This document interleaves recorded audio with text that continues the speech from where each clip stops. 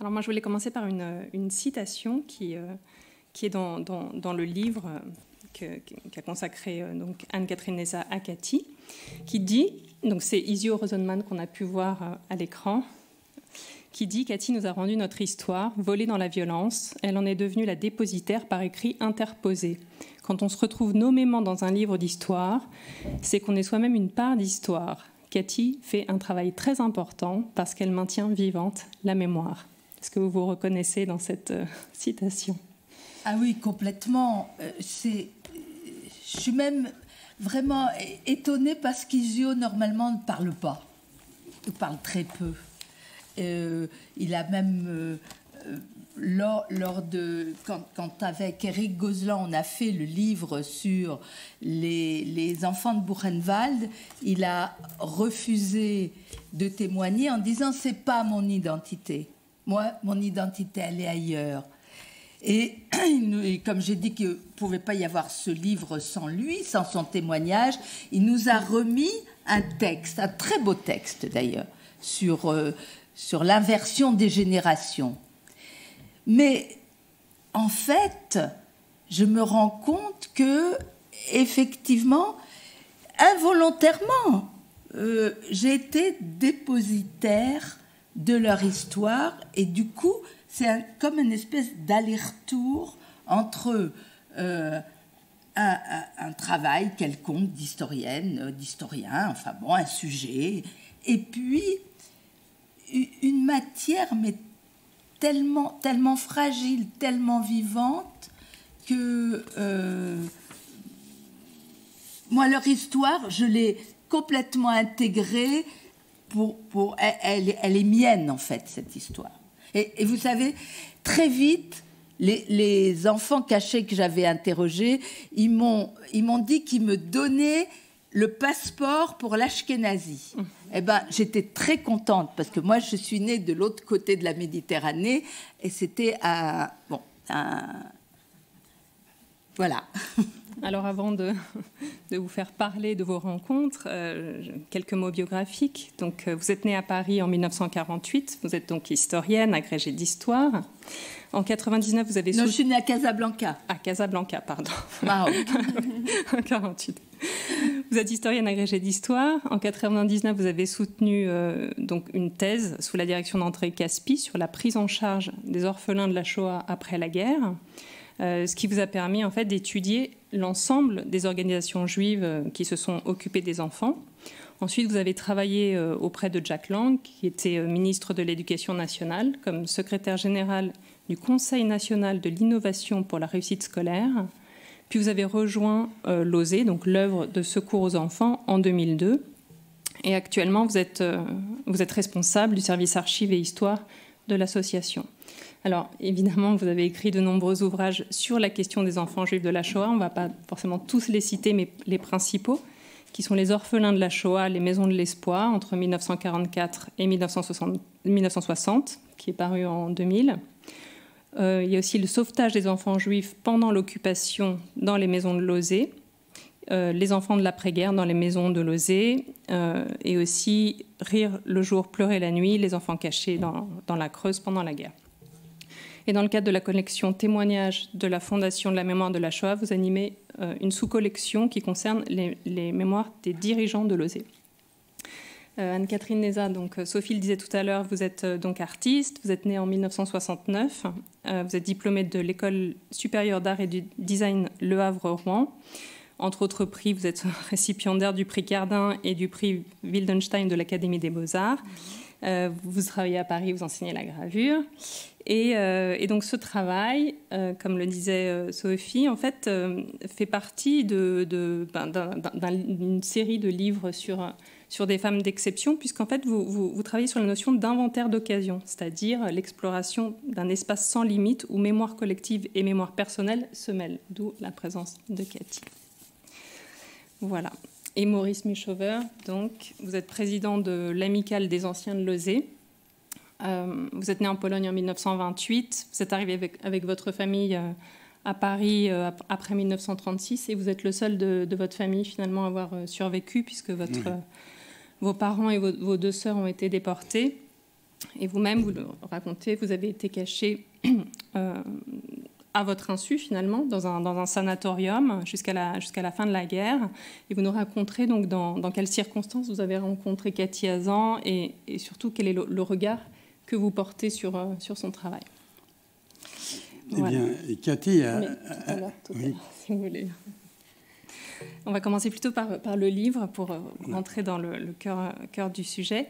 Anne-Catherine, comment est-ce que vous avez rencontré Cathy Hazan et comment vous avez venu l'idée de lui consacrer un livre d'artiste? Parce qu'on ne pense pas forcément à une historienne pour un livre d'artiste. Alors en fait, moi, la collection que je fais, je l'ai commencée à mon retour d'Espagne, parce que j'avais été en résidence pendant 2 ans là-bas à la Casa Velázquez. Et à mon retour de la Casa, j'avais commencé un travail déjà sur la mémoire, et en fait un travail qui s'appuyait sur des restes, ce qu'on peut trouver, et en particulier des vêtements. Donc en fait, moi, je cherche des vêtements... Enfin, je ne cherche pas, je les trouve, voilà, comme ça au fil du temps. Et en fait, j'avais commencé donc ce travail en Espagne, et en revenant d'Espagne, j'ai voulu poursuivre, mais sous un autre angle. Et en fait, j'ai voulu travailler un petit peu avec d'autres gens, parce que pendant ces 2 années, j'avais été très concentrée sur moi-même. Et du coup, ça me semblait intéressant de m'ouvrir un petit peu vers l'extérieur. Donc du coup, j'ai décidé de faire un premier livre qui parlait de l'habit vert au féminin, et donc de l'habit d'académicien. Et donc j'ai travaillé avec 4 académiciennes, 2 de l'Académie des Beaux-Arts, une de l'Académie française et une autre de l'Académie des Sciences. Donc ça a été le point de départ. Et ensuite, après ce livre, moi je suis beaucoup graveur, en fait. Donc je fais beaucoup de gravures. Et donc fatalement, quand on fait de la gravure, on fait de l'édition, on est attiré par la bibliophilie. Donc après cet ouvrage, j'ai mis un petit temps à retrouver un sujet qui pouvait m'intéresser vraiment, parce que j'ai besoin d'être vraiment intéressée par le sujet, sinon c'est difficile à traiter. Et du coup, j'ai rencontré Liliane Kleinlieber, qui était donc pendant la guerre une jeune éclaireuse israélite de France, et qui a beaucoup aidé, qui était résistante, tout à fait. Du nom de Luciole. Voilà, exactement. Et en fait, quand j'ai fait ce livre sur elle, il a été présenté au Mémorial de la Shoah, et quand j'ai fait cette présentation, évidemment en travaillant sur Luciole, je me suis beaucoup renseignée, j'ai lu beaucoup d'ouvrages concernant justement les enfants cachés, et donc j'ai rencontré Cathy par ce biais-là en premier. Et donc, quand on m'a proposé quelqu'un pour présenter cet ouvrage, j'ai dit j'aimerais beaucoup que ce soit Cathy Hazan, mais j'y croyais pas trop. Et en fait, la personne du mémorial m'a dit mais écoutez, moi je la connais, je vais l'appeler. Et du coup, par chance, elle a accepté. Et on s'est rencontrés. Et en fait, c'est vrai moi, j'ai été très touchée, parce que ce que j'ai remarqué tout de suite, c'est que, par exemple, même avec Liliane, qui était quand même assez âgée déjà à l'époque, qui avait plus de 90 ans, je ne sais plus, une fois, on était sur un détail, il y avait un point de... Voilà, on avait une question. Et en fait, j'avais demandé à Cathy. Et du coup, Liliane m'a dit, bon, si Cathy le dit... c'est bon. Et en fait, moi, ce que j'ai remarqué, c'est que dès qu'on parlait de Cathy, dès qu'il était question de Cathy, il y avait une sorte d'enthousiasme, de confiance, vraiment, quelque chose de très, très sincère. Donc, effectivement, le travail de Cathy, c'est un travail d'historien, et c'est un travail très complet, mais je pense qu'il y a quelque chose d'autre en plus, qui est très particulier, et vraiment, je sais pas, quelque chose qui arrive à se créer entre elles et les gens, d'une sincérité énorme, en fait. Et du coup, c'est vrai que c'est... Et quelle corde sensible touche le travail de Cathy chez vous, parce que l'histoire des enfants cachés, vous en êtes assez éloignée. Bien sûr. En fait, justement, ce travail en profondeur qu'elle fait sur des gens, par exemple, là, comme l'exemple est assez frappant tout de suite, par exemple, sur le livre, pour moi, ça aurait été possible de faire un livre en ne faisant qu'un très grand entretien de Cathy. Et en fait, c'est toute la qualité de Cathy. Alors, c'est difficile, hein, que des compliments.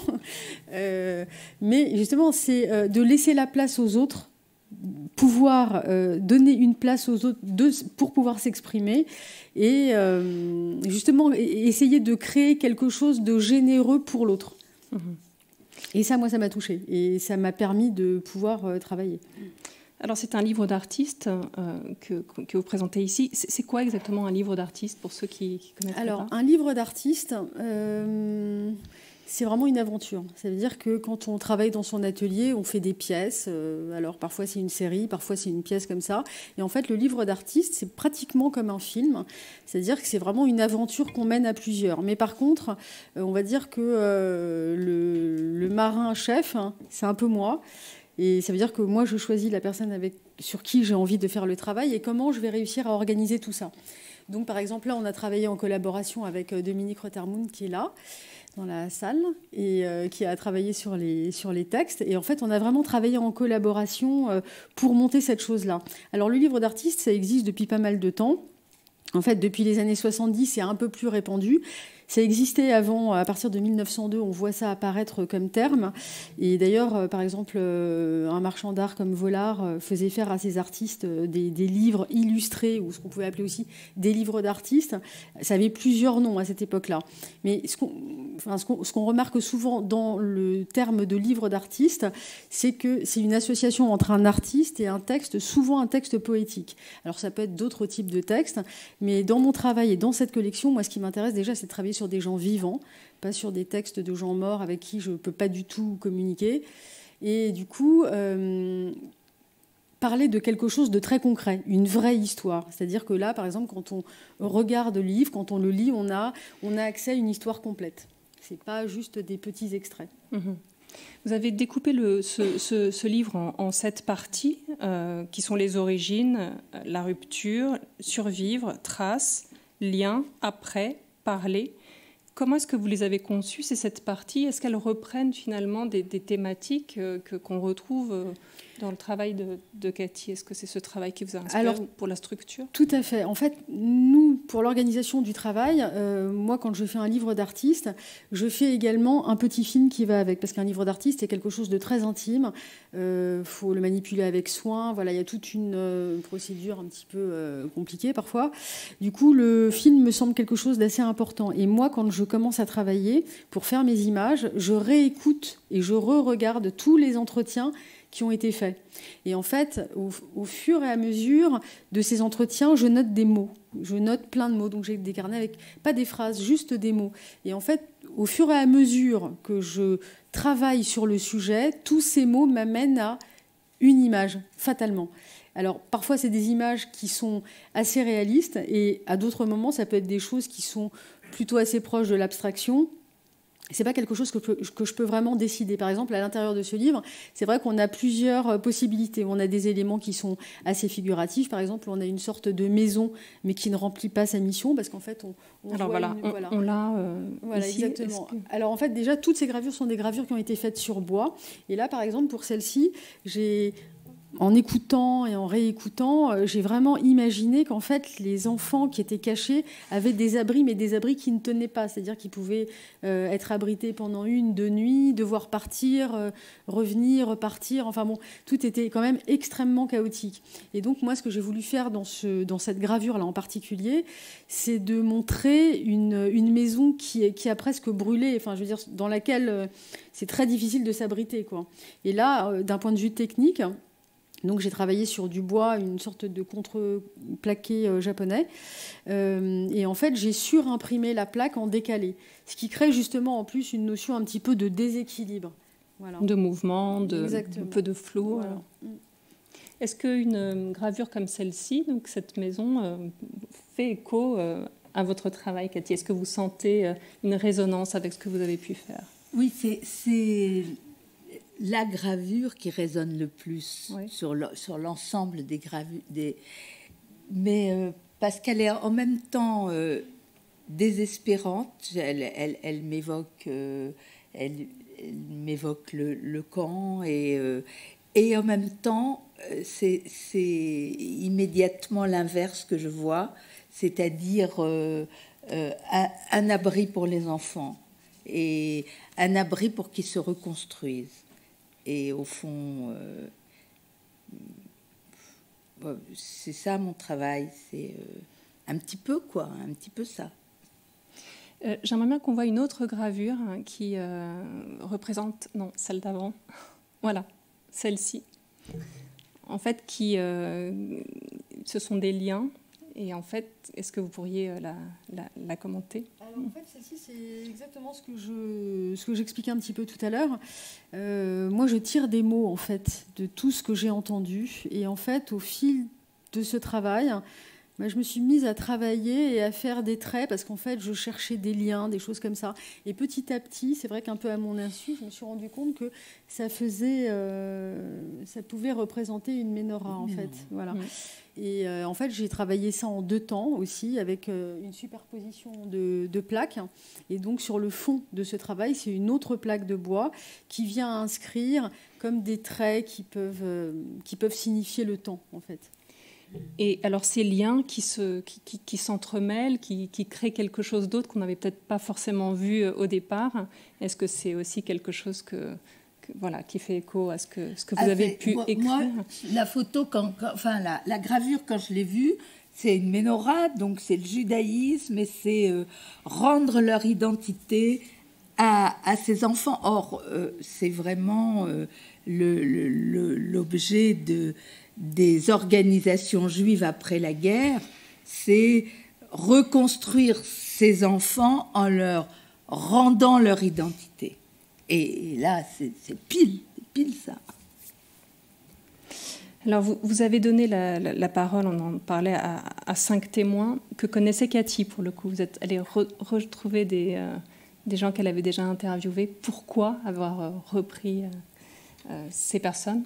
En fait, on a dû trouver une structure à la chose. Donc, dans ce livre, en fait, il y a 5 personnes, mais 5 personnes forcément avec des parcours complètement différents, qui viennent d'horizons complètement différents aussi.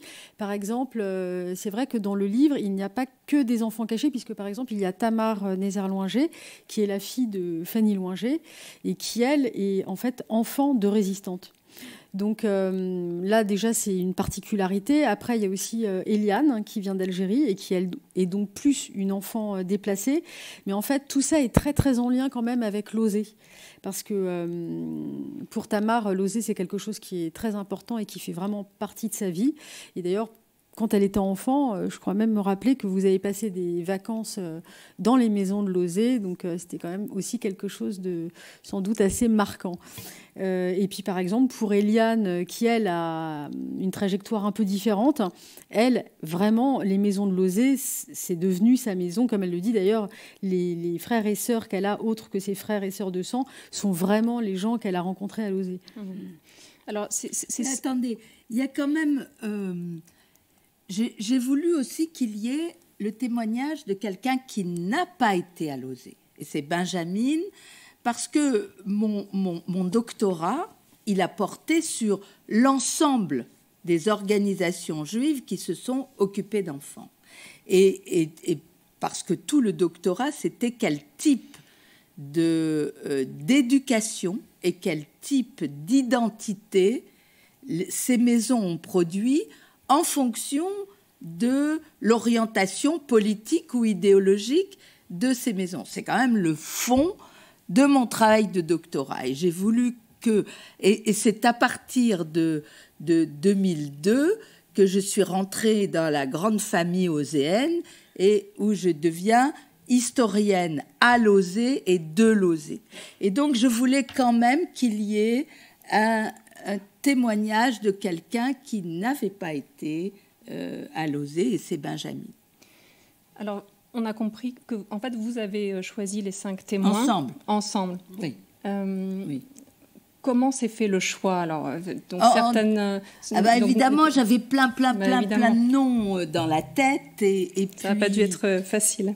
Et puis, avec Dominique et Anne-Catherine, j'ai jeté des noms et l'une et l'autre m'ont dit celui-là plutôt que celui-là, etc. Mais dans ma tête, il fallait... Maurice, c'était évident. Maurice, c'est le pilier de l'amicale de l'osé. Maurice, je sais pas, c'est une évidence. Voilà. Benjamin, j'ai expliqué très tôt, et d'ailleurs c'est dans le livre Les orphelins de la Shoah, cette petite fille, et ce sourire de cette petite fille avec sa poupée, moi, chaque fois que je vois cette photo, elle me fait fondre complètement. Et tout le parcours de Benjamin, je pense que c'était important d'en parler. Et puis, venant d'Afrique du Nord, la souffrance de l'exil, ça parle. Et il fallait que dans ces enfants, parce que je n'arrive pas à dire autre chose que ces enfants, bon, qu'il y ait quelqu'un qui soit pas victime de guerre, mais qui soit venu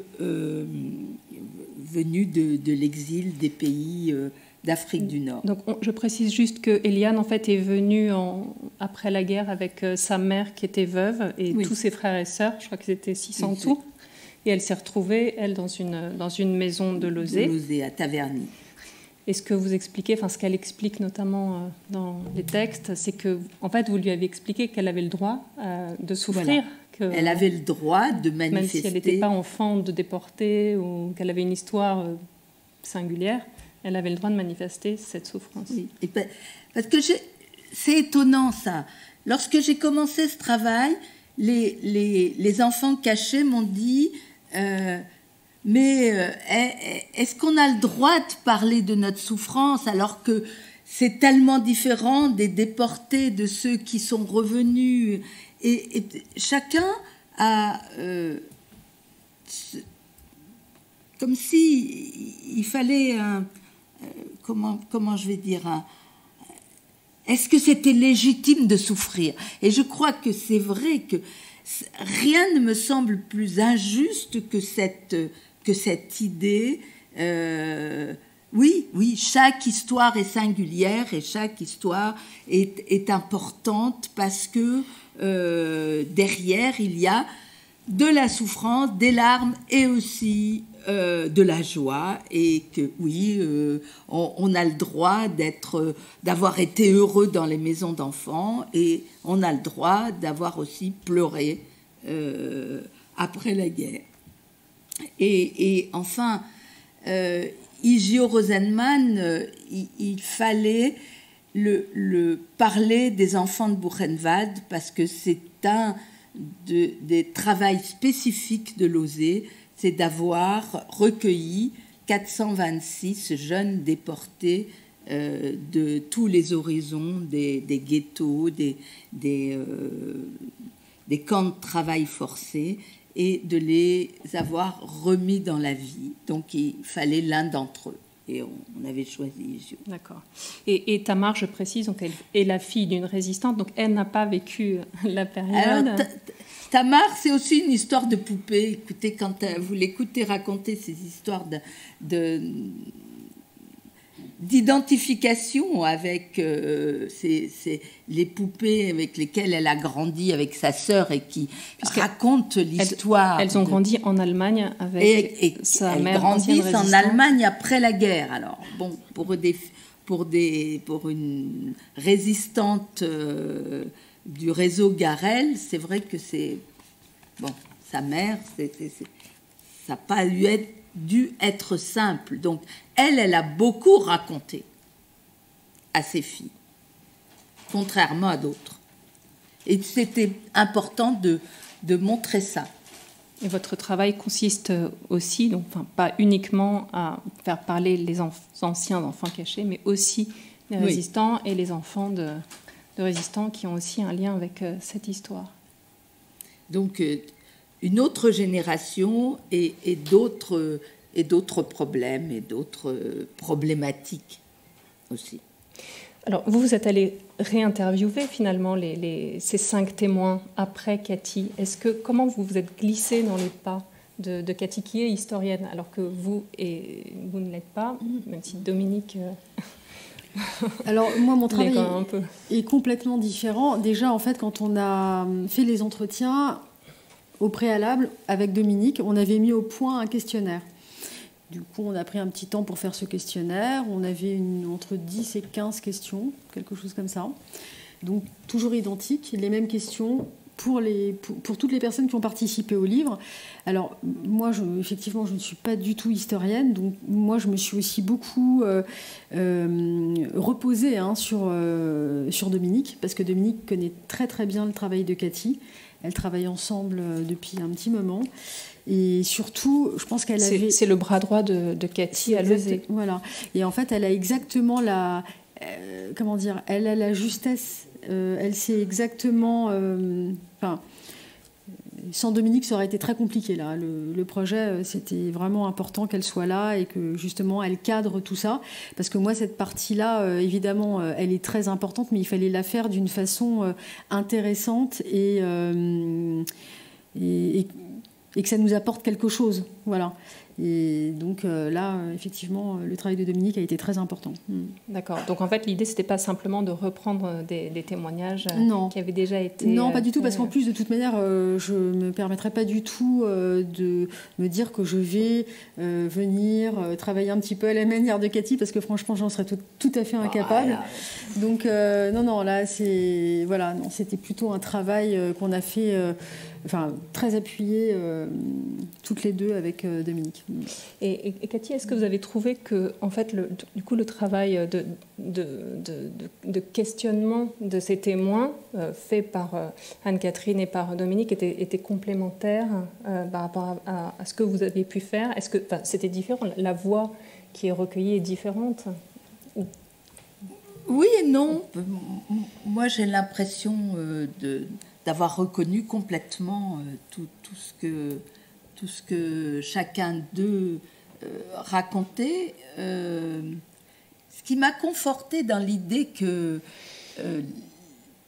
les souvenirs de chacun sont ancrés en eux et il y a peu de distorsion dans leur histoire et dans leur mémoire, et que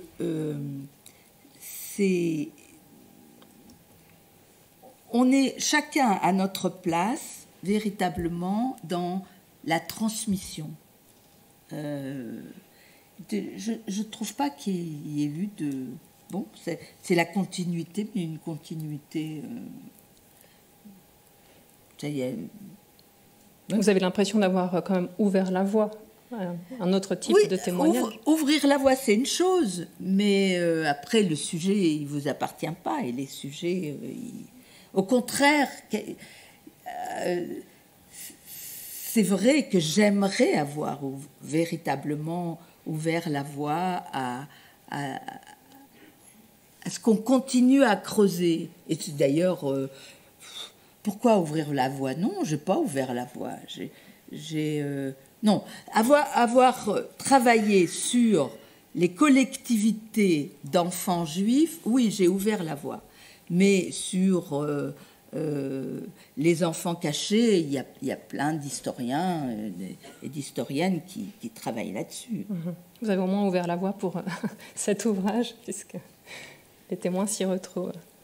Je voulais revenir au livre lui-même.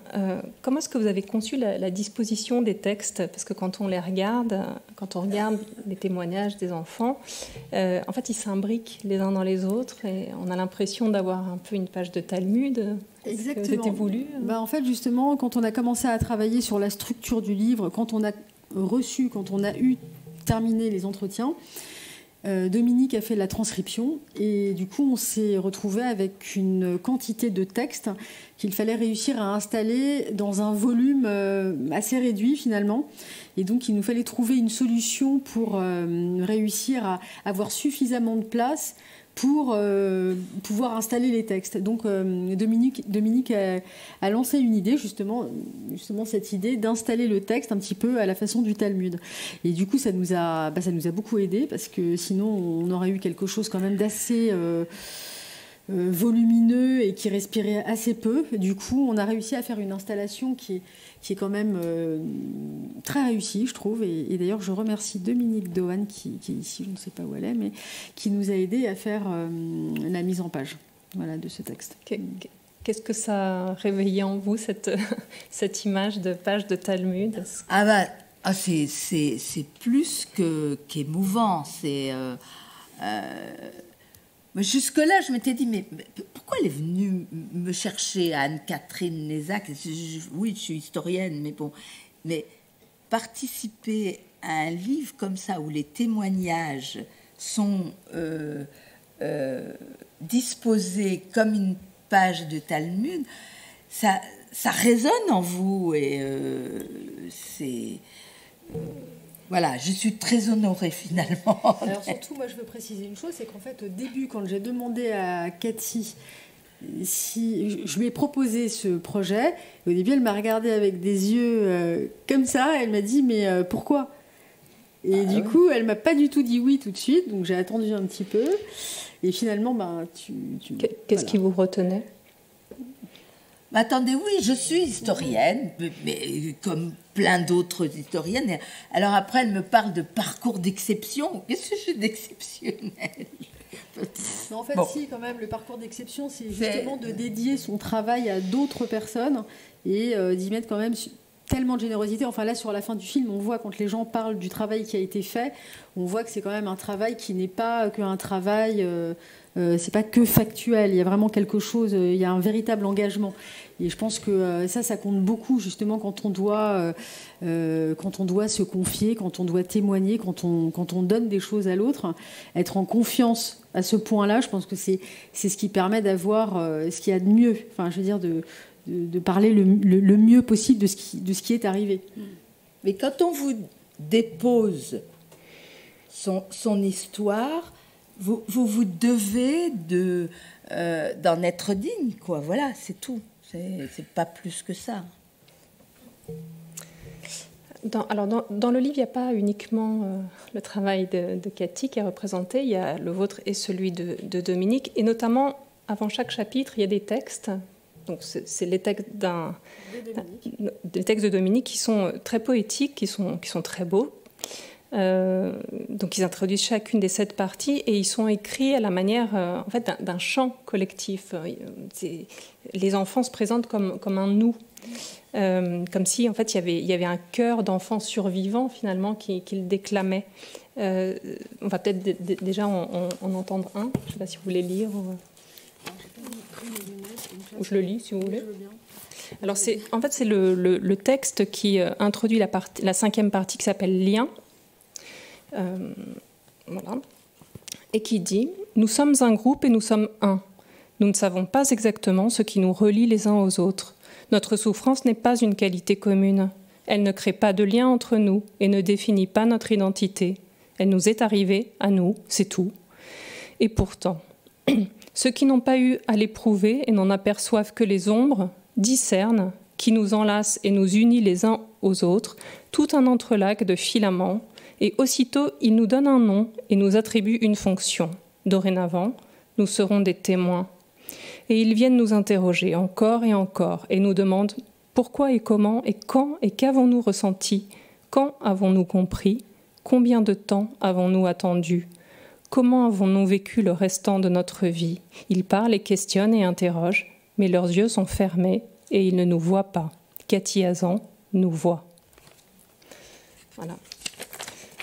Alors, quelle était l'idée dans ce Là, en fait, chant déjà, dans le texte, c'est vrai que tout est dit, en fait. Là, depuis tout à l'heure, j'ai l'impression d'essayer de dire ce qui est dit ici. Donc, non, voilà, là, ça dit énormément. Et on a aussi, dans le livre, une très, très belle préface de Georges Bensoussan qui parle très, très bien, justement, du parcours et du travail de Cathy. Ah oui, en quelques mots, il résume 20 ans de mon travail d'historienne, et en particulier de mon travail d'historienne à l'Osée. Voilà. Il dit notamment que vous êtes une liseuse, Georges Bensoussan. C'est-à-dire que quand les gens viennent vous voir à l'Osée, vous aidez les personnes dont les parents ont disparu pendant la Shoah à comprendre ce qui leur est arrivé. Est-ce que vous vous reconnaissez dans ce terme de liseuse? Oui, parce que maintenant, et depuis que je suis à l'Osée, c'est-à-dire depuis 2002, donc ça va faire presque 20 ans, mon travail, c'est d'accueillir les gens qui cherchent à retisser leur histoire. Cette histoire, elle est pleine de trous. Et voilà, et moi, je raccommode les trous. Et donc, surtout, je les accompagne pour voir leur dossier. Et c'est pas quelque chose de facile de se replonger dans des papiers administratifs qui sont pas toujours plaisants et qui... C'est-à-dire, qu'est-ce que vous trouvez comme document qui serait pas plaisant? Qui serait pas plaisant. Les jugements des assistantes sociales de l'époque, en 1945, c'est pas le même langage que celui de maintenant. On emploie des mots on employait des mots à l'époque qu'on n'emploie pas maintenant et qui peuvent blesser. Mais qu'est-ce qu'elles disent, ces assistantes sociales? Elles disent par exemple que cet enfant est débile. Et j'ai appris que le mot débile est un mot de psychologie qui veut dire un enfant un petit peu endormi, pas retardé mais endormi. Allez l'expliquer ça quand quelqu'un voit enfant débile, bon, ou bien qu'ils font partie de listes d'enfants abandonnés. Bon, c'était des listes qui à l'époque concernaient les enfants dont l'OSE savait pertinemment que les parents avaient été déportés et qui avaient en plus réussi à arracher des certificats d'abandon des parents pour que ces enfants puissent être recueillis par l'organisation. Mais tout ça, ça doit s'expliquer. Et si on n'accompagne pas la personne, eh bien, c'est un peu plus de souffrance.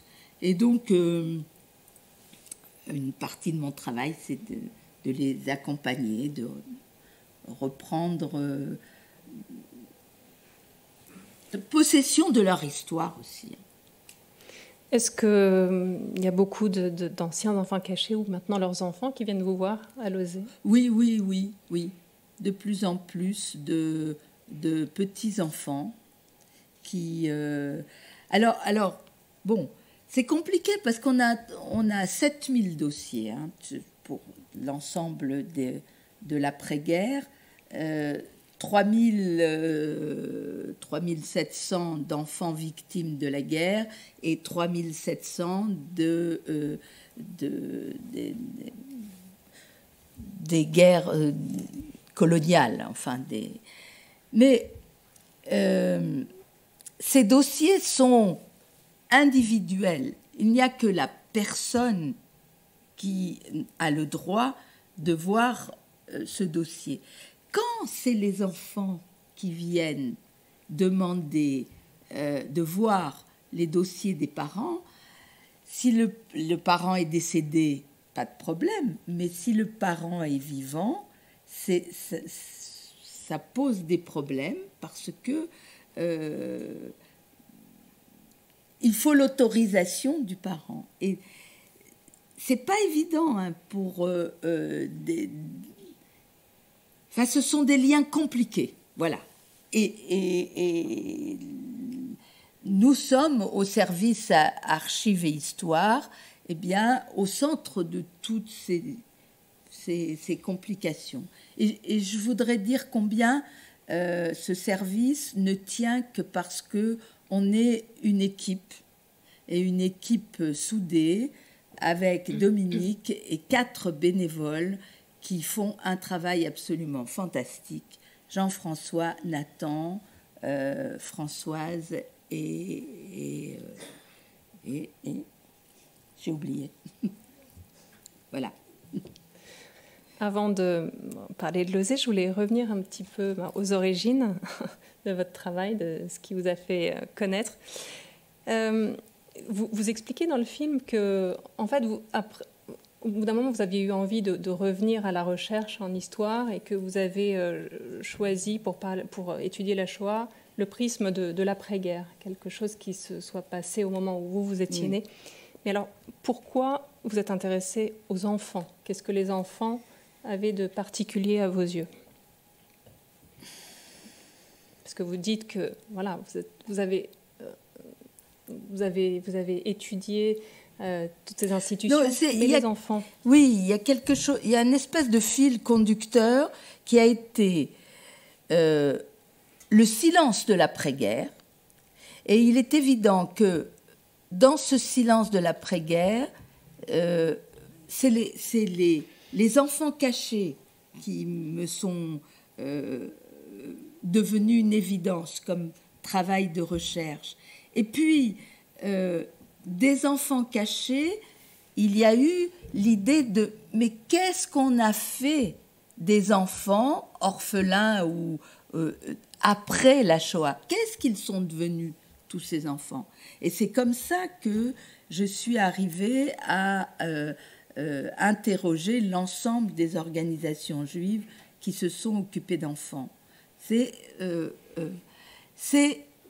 au fond, les enfants, c'est le sel de la terre. Toutes les organisations juives le disent et ils veulent récupérer, chacune, les enfants qu'ils ont sauvés pendant la guerre.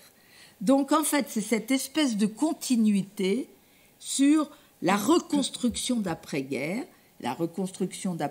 qui correspond à justement la date de ma naissance.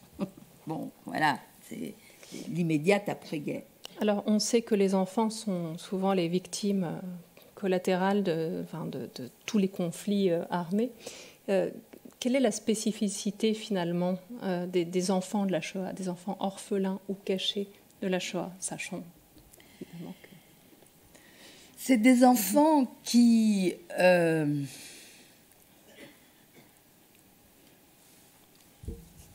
n'ont pas pu faire le deuil de leurs parents, déjà.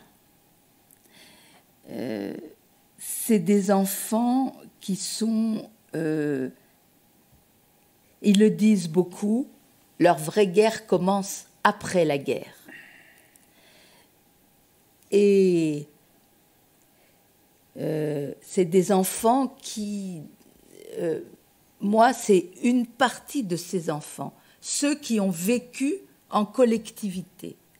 Et il m'a semblé qu'après, au bout du travail que j'avais fait de doctorat, c'était de dire combien ces collectivités d'enfants, ces maisons d'enfants, et pas des orphelinats, c'est pas des orphelinats, c'est des maisons d'enfants, étaient la moins mauvaise solution pour ces enfants sans parents. Je dis bien la moins mauvaise solution.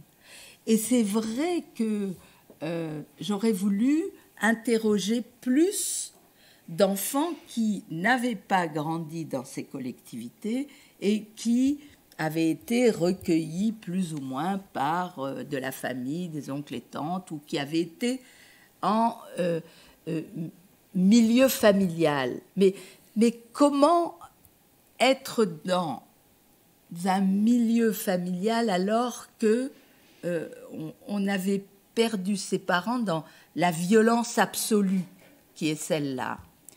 Et je n'ai rencontré que peu de ces enfants-là, et j'en ai épousé un.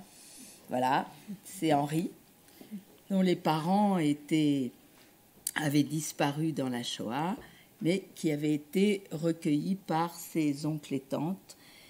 Et j'ai pu mesurer la différence avec les enfants des maisons. On se dit que, paradoxalement, les enfants qui ont été accueillis dans ces structures collectives, qui ont tissé des liens avec d'autres enfants qui avaient subi le même sort qu'eux, leur vie, finalement, était peut-être moins compliquée que celle des enfants orphelins ou cachés qui se sont retrouvés après la guerre dans des familles traumatisées, pleines de souffrance, parce qu'ils étaient seuls avec des adultes. Exactement, et ils le disent.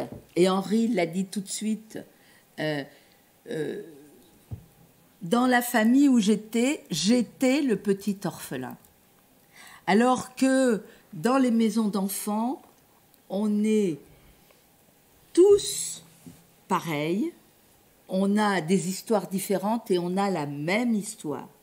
Et ils ont constitué des fratries, les pères, PAIRS, ils ont reconstitué des familles. Et c'est ça qui est absolument extraordinaire dans la réussite de ces collectivités d'enfants. Est-ce que Maurice, vous confirmez ce que dit Cathy, que le fait d'avoir vécu dans une collectivité vous a permis de tisser des liens qui vous ont permis finalement de reconstruire? Bien sûr.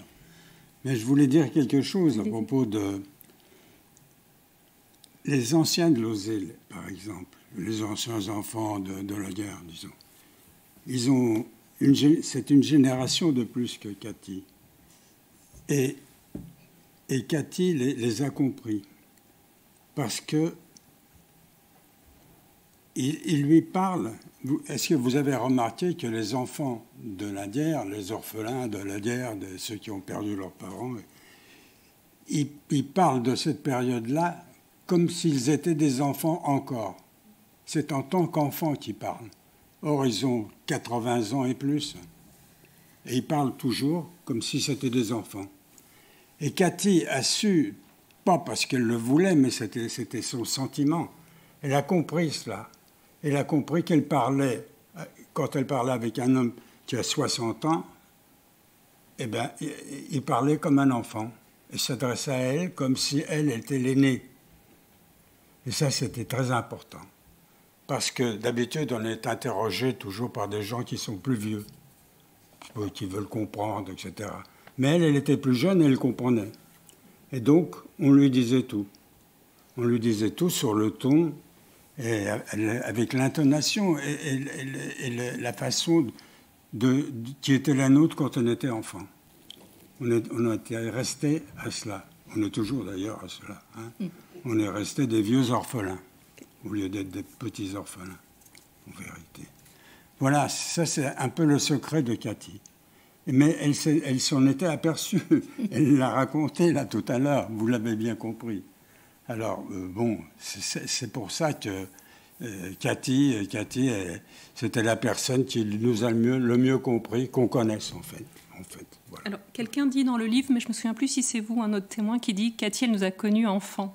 C'est ça. Oui, non, mais c'est Maurice. C'est moi qui ai dit ça. Qui a dit. Il y a déjà 20 ans, ou 15 ans, je ne sais pas, lors d'une réunion de l'amicale, c'était un déjeuner, on était 160 au moins ce jour-là. Elle avait parlé, elle avait dit quelques mots, et puis en riant, j'avais dit que Cathy nous connaissait avant qu'on soit né, avant d'être né. Voilà. Ben, c'est ça. Si on comprend ça, on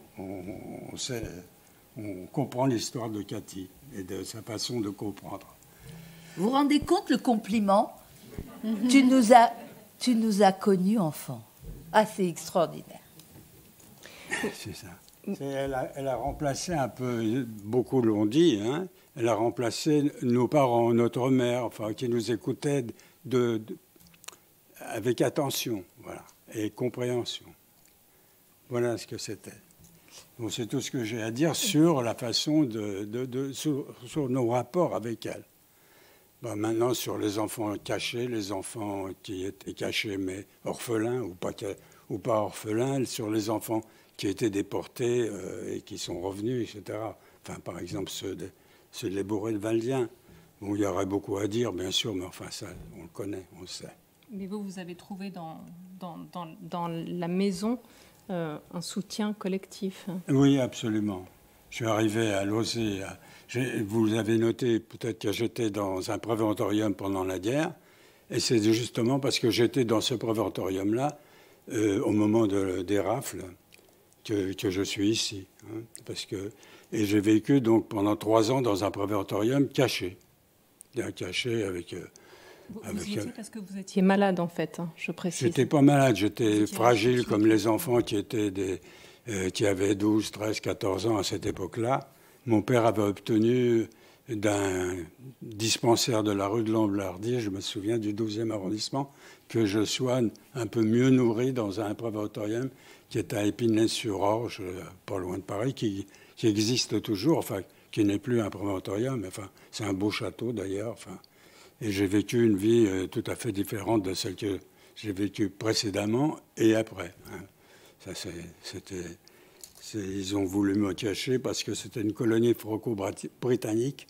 C'est toujours une colonie franco-britannique et c'est l'ambassadeur de Grande-Bretagne qui est le président du conseil d'administration de ce château à 15 km de Paris. Et j'avais été... je suis entré dans ce préventorium en février 1942. Je devais en sortir en mai 1942. Et puis ça a été prorogé à août 1942, vous voyez. Et le 14 juillet et le 15 juillet, j'étais chez moi à Paris. C'était pas loin, puisque 20 minutes de train. Et le 15 juillet 1942, au soir, ma mère m'a accompagné à la gare d'Austerlitz pour rentrer au préventorium. C'est la dernière fois que je l'ai vu. Parce que le lendemain matin, tout le monde était arrêté. Voilà. Vous aviez raconté votre histoire avant de rencontrer Cathy, ou est-ce qu'elle vous a vraiment aidé à mettre des mots sur ce qui vous étiez arrivé? Je l'ai raconté à des amis. Des amis. Oui, peu de gens le savaient, ils ne s'y intéressaient pas. Et oui, mes amis, ce sont les amis que je me suis fait à Lausée. Hein, parce que en juillet 1945, j'ai rejoint Lausée dans la maison d'enfants de Limoges, Poulouza, qui s'appelait Poulouza. Et puis je suis resté à Lausée jusqu'en 48, bon, 20 ans, hein, jusqu'à 20 ans. Et j'étais dans la dernière maison de Lausée où j'étais, c'était une maison d'étudiants au Vésinet. Hein, et on était une vingtaine de garçons, là. Et on voyait aussi, on allait au lycée avant de l'université, on allait au lycée à Saint-Germain-en-Laye, où il y avait une maison de filles qui était de l'âge de ces garçons. Il y a même eu des mariages de filles et garçons de Lausée, qui étaient de bons mariages, d'ailleurs. Bon, enfin, j'ai gardé le contact avec les anciens de Lausée, des garçons ou des filles. C'est pour ça, peut-être qu'ils m'ont nommé président aussi, de l'amicale qui a été créée il y a une vingtaine d'années, au moment du 80e anniversaire de Lausée. Hein. Voilà. Et les gens qui étaient à Lausée et qui sont maintenant très vieux, en âge de partir, de disparaître, ils gardent un grand souvenir de ces amis qui se sont faits et une grande reconnaissance à Lausée. Pour venir ici, j'ai noté les 2 dernières lettres que je reçois qui annoncent le décès de Marie, des époux. Par exemple, une d'un garçon qui est décédé à Miami à peu près à 95 ans, mais il était toujours un enfant avec nous. Hein, 95. Carliner. Et Herbert Cardelner. Et sa femme me dit, Herbert restera pour tous une inspiration, une amitié et un exemple. Lausée a été pour lui son plus important soutien, après lui avoir sauvé la vie. Tous les ans, il organisait à Miami des réunions des anciens de l'amicale, des anciens de Lausée. Et puis là, une lettre aussi manuscrite qui provient d'une femme qui habite dans le Jura, je crois. Et elle dit, par exemple, qu'elle annonce la mort de son époux de 88 ans. Pendant la guerre, elle a été cachée chez des paysans en Auvergne et puis rapatriée, elle emploie ce mot-là, à Montintin, qui est une maison d'enfants de Lausée de la guerre. Hein. Il a été rapatrié à Montintin, elle dit. Et puis à Draveil, une autre maison d'enfants de Lausée, jusqu'à sa majorité. Jean a toujours aimé et respecté Lausée, qu'il considérait comme sa seule parenté avant notre mariage et la naissance de mes 2 filles. Voilà ce qu'elle dit. En son nom, en son nom. Je vous remercie de ce que Losé a fait pour lui. Nous vous en serons reconnaissants tout le reste de notre vie. Elle signe Liliane, Frédéric, Isabelle et ses petits-enfants. Voilà. C'est comme ça. Les gens restent attachés à Losé. Est-ce que vous avez senti que les enfants étaient effectivement très attachés aux maisons de Losé? Est-ce que c'est le même attachement, vous l'avez ressenti dans les autres maisons se sont occupées des enfants après la guerre? Dans les autres organisations? Oui. Donc on parle des maisons il y a le même attachement, ou avec des ratés, hein, des enfants qui ne supportent pas et qui ont un très mauvais souvenir de la collectivité. Bon, il faut le dire. Mais il y a ce même attachement à cette collectivité, parce qu'il y a aussi les fratries. Et c'est beaucoup plus important qu'on ne pense, ces liens qui ont été... ces liens des gens entre eux. Ils se sont reconstitués des familles. Et ça, on le trouve dans toutes les organisations. Et encore mieux, ils se permettaient, avec moi, de critiquer la maison d'enfants, mais lorsqu'ils le voyaient écrit, ils me disaient « Ah non, tu ne peux pas mettre ça, j'ai jamais dit ça ». Oui, il l'avait dit, mais c'était insupportable de le voir écrit, donc souvent je l'enlevais. Mais ça dépend entièrement de la qualité des directeurs et des éducateurs qui les encadraient.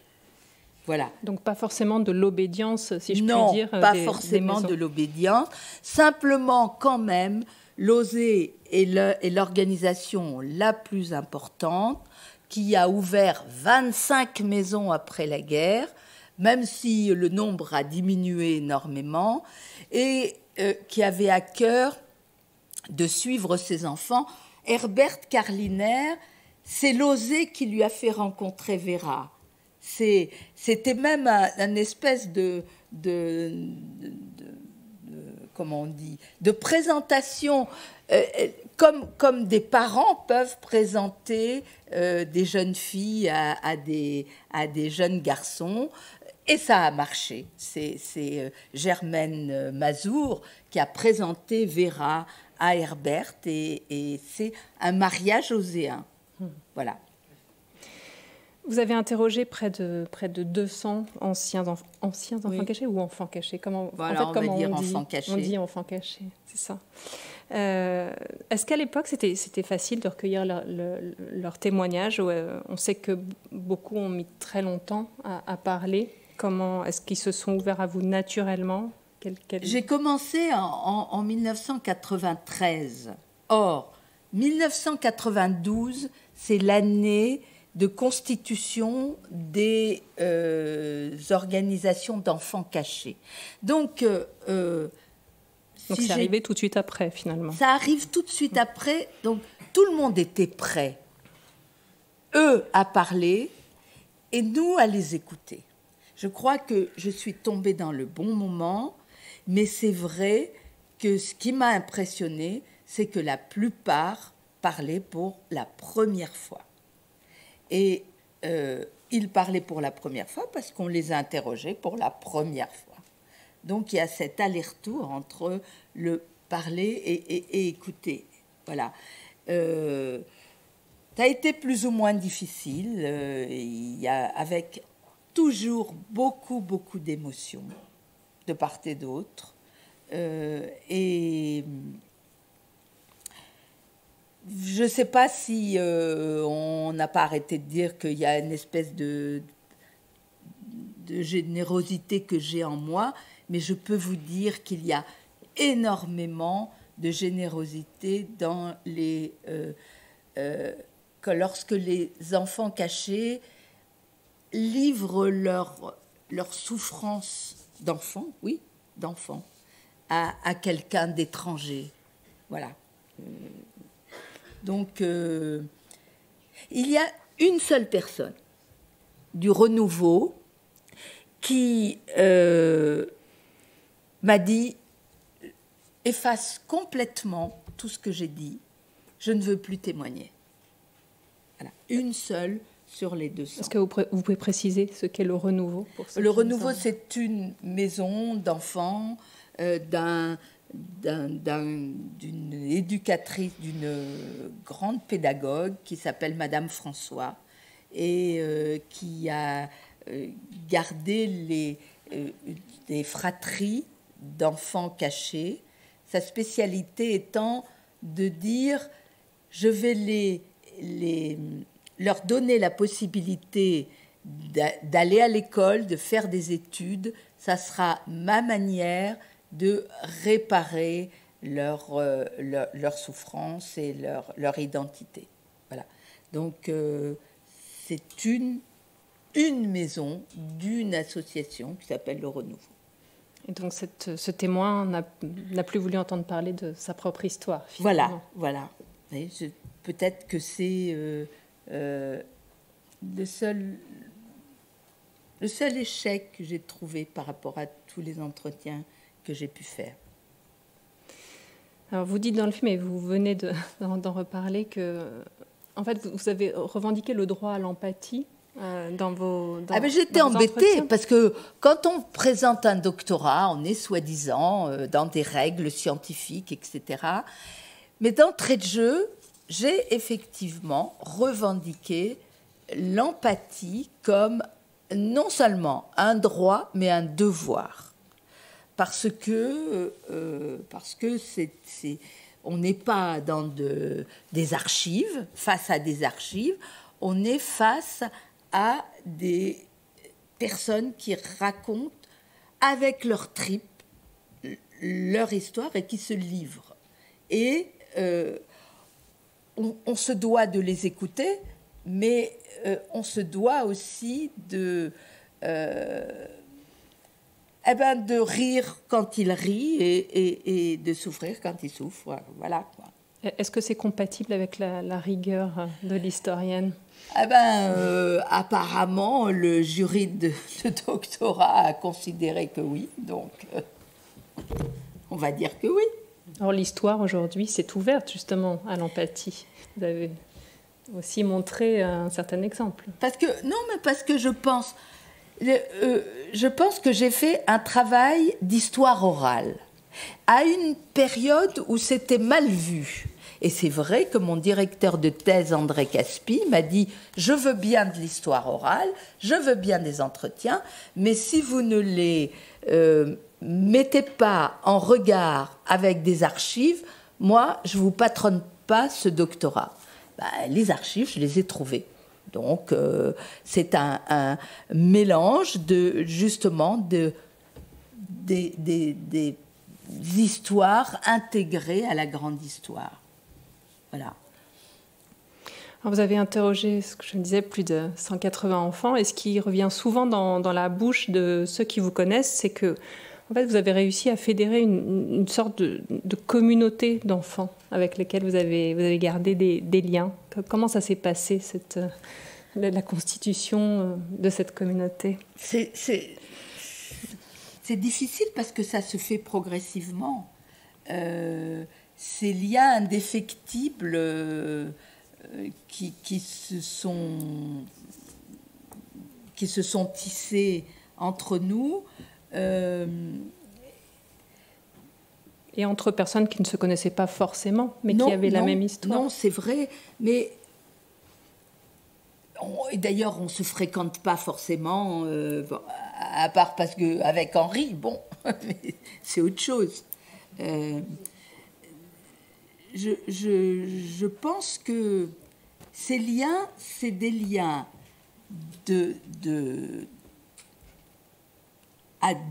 d'amitié, mais c'est des liens surtout de respect, parce que ce sont des valeurs communes qui véhiculent.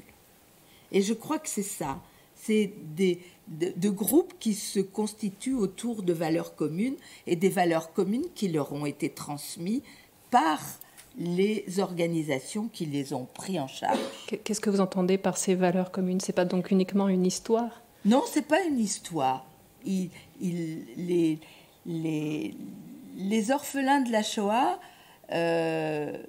évidemment, ils sont très divers, ils réagissent, certains ont eu des enfants, d'autres non, les uns sont à gauche, les autres sont à droite, les autres sont encore communistes, bon, mais ils véhiculent des valeurs communes de respect, d'humanité.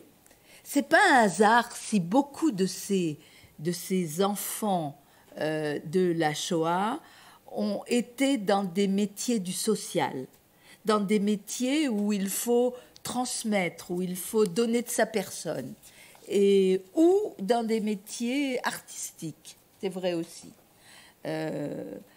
Et ça forge un type identitaire. Vous vous retrouvez dans ce que dit Cathy sur ces valeurs? Oui, oui. J'ai toujours été d'accord avec elle. Vous avez lu ces ouvrages. Est-ce qu'ils vous ont aidé à remettre votre histoire en perspective dans cette histoire tragique de la Shoah? Peut-être, je peux pas. Non, j'étais assez grand déjà quand c'est arrivé. Hein. Il y a peut-être pour des plus jeunes enfants, mais elle n'a pas eu d'influence sur moi, je crois pas. Non, pas forcément elle, mais dans les témoignages qu'elle a pu récolter, est-ce que vous êtes retrouvés dans le parcours d'autres enfants? Est-ce que vous avez pu comprendre vraiment ce qui vous était arrivé à la lumière? Oui, bien sûr, bien sûr. Oui. Est-ce qu'il y a des pans de l'histoire de ces enfants de la Shoah que vous auriez voulu creuser et que vous n'avez pas pu creuser? On parlait tout à l'heure des enfants qui n'ont pas été accueillis dans ces maisons. Il y en a peut-être d'autres? Honnêtement, si je n'avais pas fait ce doctorat toute seule et qu'on avait fait un travail collectif avec un ou une sociologue et un ou une psychologue,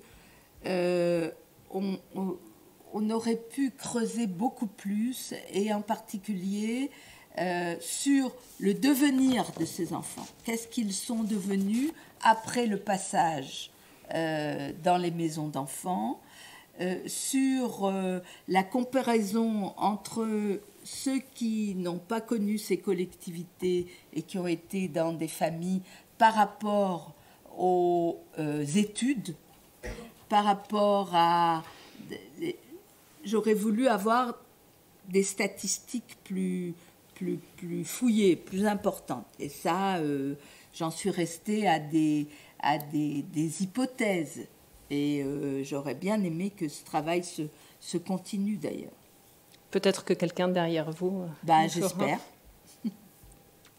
Vous parliez aussi dans le film de l'importance de la transmission de l'histoire des enfants de la Shoah à leurs propres enfants. Est-ce que vous avez l'impression d'avoir activé quelque chose? Ça, j'en suis sûre. Alors, pas pour tout le monde, mais je suis persuadée que le travail que j'ai fait, je suis une passeuse de mémoire. Et que c'est tellement difficile de parler à ces enfants que le fait d'avoir justement écrit son histoire, ou je pense honnêtement que les deux livres sur les maisons de Lauzet, de la guerre et de l'après-guerre, ça a été très utile pour la transmission à l'intérieur des familles. Et ce que j'ai raconté dans le film concernant, alors j'ai oublié son nom, cet adjoint à la mairie de Limoges qui pour la première fois prend la parole à la présentation du livre à Limoges et dit « Je ne vous ai jamais parlé de mon histoire. » Et ben voilà, maintenant je vous l'ai dit. Je suis un enfant caché et je suis juif. Parce que jusque-là, il n'avait même jamais dit qu'il était juif. Voilà. Merci. Je vous invite à rejoindre la librairie. Merci.